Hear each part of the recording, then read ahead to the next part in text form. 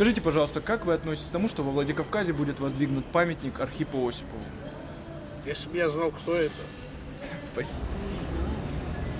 Как все. Если он нужен, конечно. Если нет, то нет.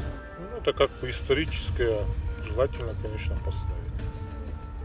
Как память, чтобы было, чтобы люди помнили вообще. Скажите, пожалуйста, как вы относитесь к тому, что во Владикавказе будет воздвигнут памятник Архипу Осипову? Не знаю такого, кто это. Замечательно.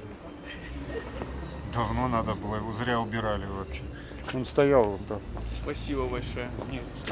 Ой, я не против, конечно, это разве плохо? В нашем городе будет памятник. Как вы относитесь к возведению памятника Архипу Осипову во Владикавказе? Ну, я не хочу, чтобы еще один памятник был. Как вы относитесь к возведению памятника Архипу Осипову во Владикавказе? Нормально. Скажите, пожалуйста, как вы относитесь к возведению памятника Архипу Осипову во Владикавказе? Ну, я отношусь к этому только позитивно. У нас новый памятник, это новое, как бы, многие... Достопримечательность. Да, Скажи, пожалуйста, как ты относишься к возведению памятника Архипу Осипову во Владикавказе? Честно говоря, даже не знаю, кто это, врать не буду. Ну, почему нет? Хорошо, когда что-то помнят люди, что-то делают.